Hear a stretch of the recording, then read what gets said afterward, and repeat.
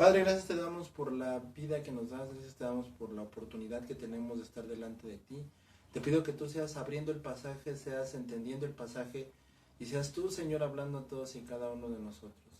Gracias te damos por la gracia infinita que tú has derramado a través de tu Hijo, el Señor Jesucristo. Y gracias te damos, Señor, porque tu nombre es sobre todo nombre y eres exaltado sobre todas las naciones. Bendito seas por siempre, gran yo soy, y gracias te damos por toda tu grandeza. En nombre de Jesús, amén y amén. Ezequiel 8, del 1 al 18. Sean bienvenidos todos. Gracias por estar aquí.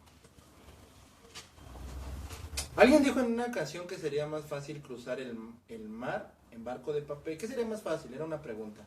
¿Qué sería más fácil? ¿Cruzar el mar en barco de papel o pretender esconderme de Dios?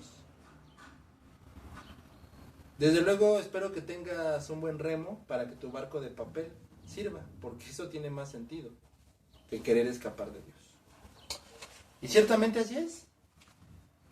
Dice la palabra de Dios: en el 6º año, en el mes 6º, a los 5 días del mes, aconteció que estaba yo sentado en mi casa, y los ancianos de Judá estaban sentados delante de mí, y allí sobre mí se posó la mano de Jehová el Señor, y he aquí una figura que parecía de hombre desde sus lomos para abajo, y desde sus lomos para arriba parecía resplandor, el aspecto de bronce refulgente, y aquella figura extendió la mano, me tomó por las guedejas de mi cabeza, y el Espíritu me alzó entre el cielo y la tierra, y me llevó en visiones de Dios a Jerusalén, a la entrada de la puerta de adentro que mira hacia el norte, donde está la habitación de la imagen del cielo, la que provoca celos. Y aquí que allí estaba la gloria del Dios de Israel, como la visión que había visto en el campo. Y me dijo: hijo de hombre, alza ahora tus ojos hacia el lado del norte. Y alcé mis ojos hacia el norte, y aquí el norte, junto a la puerta del altar, aquella imagen del cielo en la entrada, me dijo: hijo de hombre, ¿no ves lo que hacen las grandes abominaciones que la casa de Israel hace de aquí para alejarme de mi santuario? Pero vuélvete aún, y verás abominaciones mayores. Y me llevó a la entrada del atrio, y aquí en la pared un agujero, y me dijo: hijo de hombre, cava ahora en la pared. Y cavé en la pared, y me dijo: entra y ve las malvadas abominaciones que hacen ellos aquí. Y miré, y aquí toda la forma de reptiles y bestias abominables, y todos los ídolos de la casa de Israel que estaban pintados en la pared por todo alrededor.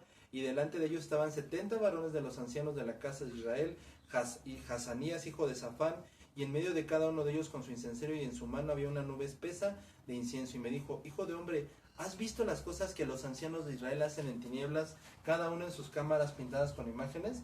Porque ellos dicen: no nos ve Jehová, Jehová ha abandonado la tierra. Me dijo después: vuélvete aún y verás abominaciones mayores que hay en estos.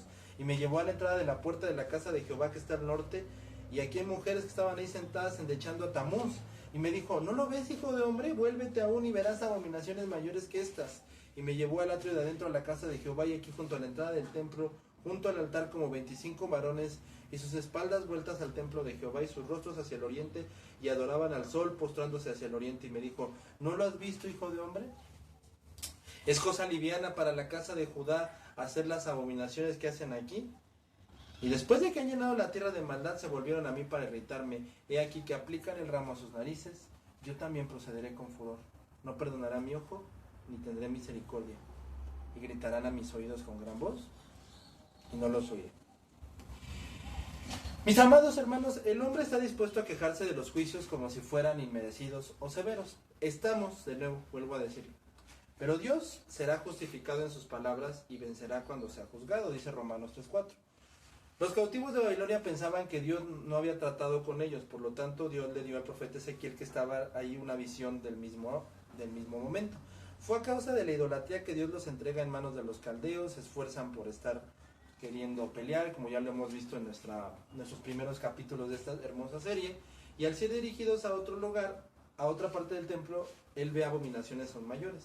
Luego en el pasaje que ya leímos, se le dijo ir a otra parte del templo y verá abominaciones aún mayores. En consecuencia entró al atrio del templo interior, y allí vio a 25 hombres de espaldas a la parte del templo donde estaba el lugar santísimo, y que era la residencia más inmediata de la deidad, y adorando hacia el sol. Entonces el sol apela al profeta para saber si no había... En esta parte el Señor apela al profeta, no el sol, discúlpame. Para saber si no había razón para que los juicios que había infligido esta nación, o sea, diciéndole: a ver, de verdad, soy injusto por lo que estoy haciendo, o sea, ¿te das cuenta lo que me hicieron? ¿Soy injusto por lo que estoy haciendo? O sea, neta podemos llegar un día y decirle a Dios, es que eres injusto por lo que me estás haciendo. O sea, ¿soy injusto por un juicio que tú te ganaste? Es cosa ligera para la casa de Judá que cometan las abominaciones que cometen aquí. Por lo tanto, los trataré con furor, no perdonaré mis ojos, ni tendré compasión, y aunque clamen a mis oídos, no los oiré. En sentido primario, este pasaje se refiere solamente a los pecados de los judíos. Pero todo esto sabemos que es completamente aplicado a nuestros días. ¿Cómo lo vemos en este mundo? Las abominaciones son visibles a todos y son sumamente grandes. No es posible tener una relación con el mundo y ver que la iniquidad abunda por todas partes, como dice Primera de Juan 5:19. Entonces, por cuanto más sepamos del mundo, más malvado va a suceder, más cosas van a suceder. A los hombres no les gusta no retener a Dios en su conocimiento y por eso se les entrega a una mente reprobada. Son murmuradores, calumniadores, aborrecedores de Dios, implacables, sin afecto natural, los cuales, conociendo el juicio de Dios que los hacen tales cosas, son dignos de muerte. No solamente hacen los mismos, sino que se complacen como que los hacen. Aquí el apóstol Pablo nos acaba de dar un panorama del mundo en general y de cómo es la gente. Ahora, no hay abominación que se haya practicado entre los más abandonados de la humanidad en épocas pasadas, donde el cristianismo ha difundido su luz y ejerce sobre ella el mismo dominio despótico de siempre. ¿Esto sucede en el mundo? Sí. ¿Y en la iglesia? No, en la iglesia no sucede. No, sí sucede en la iglesia. Sucede en la congregación. En su parte la mayoría de la gente es corrupta, en su parte la mayoría de la gente que llega a entrar a veces tiende a hacer eso. Así como en referencia a la iglesia romana, que se ha ido de evangélicos, que están abiertos para recibir la iglesia, la verdad. Y en 2 ocasiones el profeta fue dirigido al atrio exterior del templo, pero en la última Dios mismo en su visión lo llevó al atrio interior de la casa del Señor. Vengamos a inspeccionar aquella parte de la iglesia que profesa más santidad y se jacta de estar más cerca de Dios. No cree que sobresalen en piedad, hablan mal del camino de la verdad y blasfeman en nombre de Dios. Y a causa de la caída es absurdo completamente pensar que estamos así. O sea, Apocalipsis 3:9 nos habla de esas sinagogas de Satanás. Y Dios sabe que al declarar estas cosas nos alegraría encontrar falsos testigos. Nos alegraría decir, no, la iglesia no es así, pero tristemente sí es así. Y en segundo lugar, esto nos lo dice el profeta, es superlativamente engañoso. No hay nada que afectemos grandemente, sino que el corazón descubre alguna razón especial para hacerlo. No somos llamados a que nadie frustre nuestras inclinaciones y obstruya nuestros intereses, sino que nos proporcione algún pretexto para negarnos a hacer el sacrificio delante de Dios. Y como nos lo informa Jeremías 17:9, somos completamente inescrutables. Los judíos en el templo, habiéndose escondido de los ojos de los hombres junto a una pared y practicando sus abominaciones en las cámaras ocultas, suponían que también estaban escondidos de los ojos de Dios. Dijeron, no, el Señor no nos ve. Sin embargo, Job 34:22, Dios conoce las cosas que vienen a nuestra mente y cada una de ellas Él sacará a la luz lo oculto de las tinieblas y manifestará los consejos de corazón. Primera de Corintios 4, versículo 5. Y con esto notamos algo esencial en el texto. La paciencia de Dios. La paciencia de Dios. ¿Qué contempla Dios? Toda la iniquidad se comete sobre la faz de la tierra, es vista por Él completamente en todas sus consecuencias, y cuán maravillosa debe de ser su paciencia para soportarnos.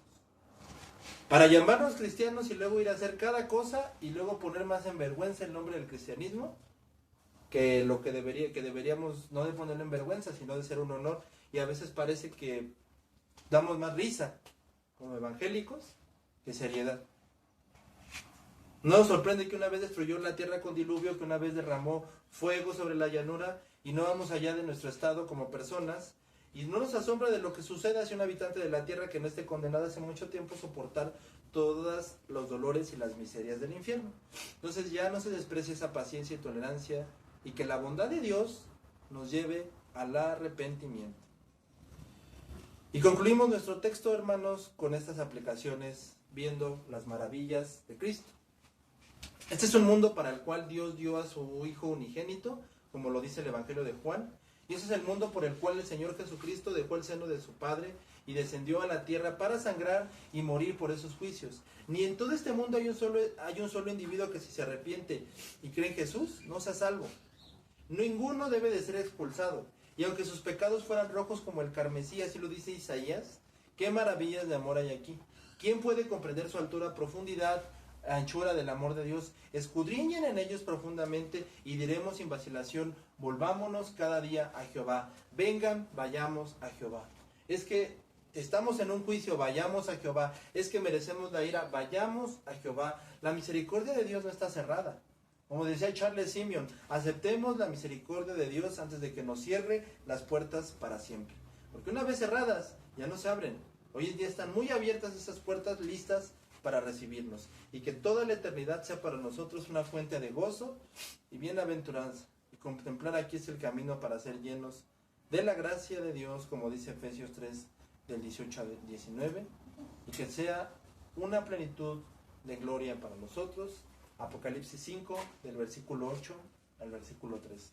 Y que nuestra vida, hermanos, solamente diste cada día de vivir eternamente para la gloria de Dios. Ahí es donde radica nuestra vida. ¿En otra cosa? No. Y que todo el juicio de Dios nos lleve a una cosa, a entender la paciencia de Dios. Padre, te damos gracias por tu palabra, te damos gracias por tu bendición y te damos gracias por tu amor y por tu palabra. Te pedimos que tu texto siga trabajando en nuestras vidas, sea tu Espíritu Santo hablando y en todo momento confiemos en tu preciosa gracia que nos ha redimido. Bendito seas por siempre, Padre de la gloria. Amén y amén.